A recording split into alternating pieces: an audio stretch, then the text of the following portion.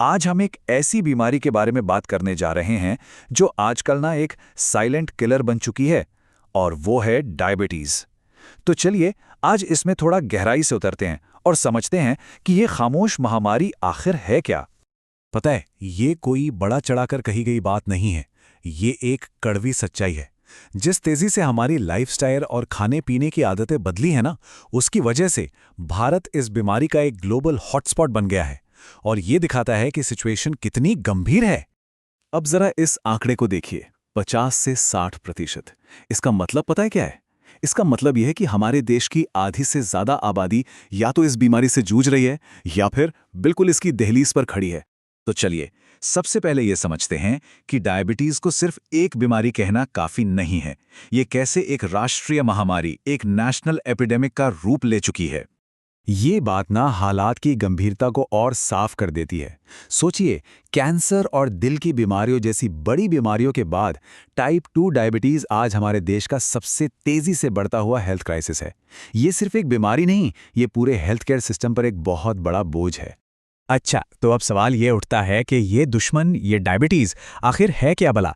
आइए इसे बिल्कुल आसान भाषा में समझने की कोशिश करते हैं। देखिए, इसका सीधा सा मतलब ये है कि शरीर या तो ज़रूरत के हिसाब से इंसुलिन बना नहीं पा रहा है, या फिर जो इंसुलिन बन रहा है बॉडी उसका ठीक से इस्तेमाल नहीं कर पा रही। बस यही है डायबिटीज़।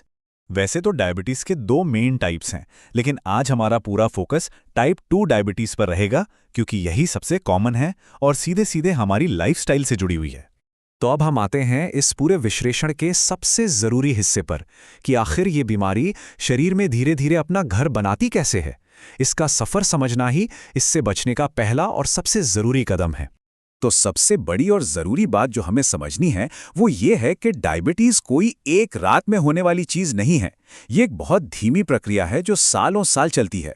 और जानते हैं, यही बात इसे इतना धोखेबाज और ख़तरनाक बनाती है। ये स्लाइड एक तरह से उस पूरे रास्ते का नक्शा है जिस पर चलकर यह बीमारी हमारे शरीर पर हावी होती है। चलिए एक एक करके इन चारों स्टेजेस को समझते हैं। कहानी की शुरुआत होती है यहां से। जब हम बहुत ज़्यादा मीठा या कार्ब्स खाते हैं तो हमारे शरीर की कोशिकाएं, मतलब सेल्स, एक तरह से फुल हो जाती हैं और फिर वो इंसुलिन के सिग्नल को इग्नोर करना शुरू कर देती हैं। अब ये स्टेज सबसे मज़ेदार और ख़तरनाक है। शरीर इस प्रॉब्लम से लड़ने के लिए और ज़्यादा इंसुलिन बनाने लगता है। इससे होता ये है कि ब्लड शुगर कंट्रोल में रहता है, लैब रिपोर्ट्स एकदम नॉर्मल आती हैं और हमें लगता है कि हम तो भाई बिल्कुल फिट हैं, जबकि अंदर ही अंदर बीमारी अपनी जड़ें मजबूत कर रही होती है। इस स्टेज पर आके ना शरीर का सिस्टम अब जवाब देने लगता है। पैंक्रियाज जो इंसुलिन बनाता है वो बेचारा थक जाता है, इंसुलिन बनना कम हो जाता है और पहली बार रिपोर्ट्स में ब्लड शुगर का लेवल बढ़ा हुआ दिखने लगता है। और ये है फाइनल स्टेज। यहां आकर टाइप 2 डायबिटीज कंफर्म हो जाती है। अब ब्लड शुगर लगातार हाई रहने लगता है और दवाइयों का सहारा लेना जरूरी हो जाता है। हमारा शरीर बहुत समझदार है, वो हमें सिग्नल भेजता है। तो चलिए आगे बढ़ते हैं और देखते हैं कि इस बीमारी के वार्निंग सिग्नल्स क्या हैं और उन्हें नज़रअंदाज करने के क्या नतीजे हो सकते हैं। ये शरीर के भेजे हुए कुछ शुरुआती वार्निंग सिग्नल्स हैं, जैसे बार बार प्यास लगना, बेवजह बहुत ज्यादा थकान महसूस होना या फिर आंखों के आगे धुंधलापन छाना। ये सब इस बात के इशारे हैं कि शरीर का शुगर मैनेजमेंट सिस्टम गड़बड़ा रहा है। पर सबसे खतरनाक संकेत है कोई संकेत ना होना।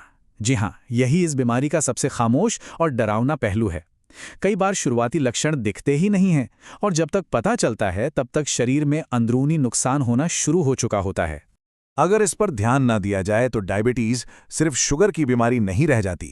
ये धीरे धीरे दिल, आंखों, किडनी और नसों, मतलब पूरे शरीर को अपना शिकार बना सकती है। ठीक है, अब तक हमने प्रॉब्लम को तो अच्छे से समझ लिया, लेकिन अब बात करते हैं सॉल्यूशन की। और अच्छी खबर यह है कि बदलाव का रास्ता हमारे अपने हाथों में है। तो सबसे जरूरी बात यह है कि इस बीमारी की असली जड़ हमारी अपनी लाइफस्टाइल में ही छिपी है। हमारा गलत खान पान, दिन भर बैठे रहना, लगातार टेंशन में रहना और नींद पूरी ना लेना, ये वो आदतें हैं जो इस बीमारी को दावत देती हैं। सॉल्यूशन का सबसे बड़ा और सबसे असरदार हिस्सा हमारी प्लेट में छिपा है। अपनी डाइट में प्रोटीन, सब्जियों से फाइबर और हेल्दी फैट्स को बढ़ाना और रोटी, चावल, चीनी जैसी चीज़ों को कम करना, सिर्फ ये एक बदलाव भी जादू कर सकता है। और खाने पीने के अलावा ये 3 पिलर्स भी उतने ही ज़रूरी हैं।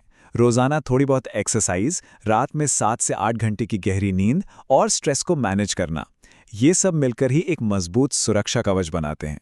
तो याद रखने वाली बात बस इतनी है कि जिस तरह ये बीमारी धीरे धीरे आती है, इसे ठीक करने में भी समय और मेहनत लगती है, लेकिन उम्मीद है सही समय पर सही कदम उठाकर इसे ना सिर्फ रोका जा सकता है बल्कि कंट्रोल भी किया जा सकता है। और आखिर में ये एक सवाल हम सबके लिए है। जानकारी अब हमारे पास है, चुनाव हमें करना है कि क्या हम आज से ही अपनी सेहत का रास्ता चुनेंगे या फिर भविष्य में इसके नतीजों का सामना करने के लिए तैयार रहेंगे। फैसला आपके हाथ में है।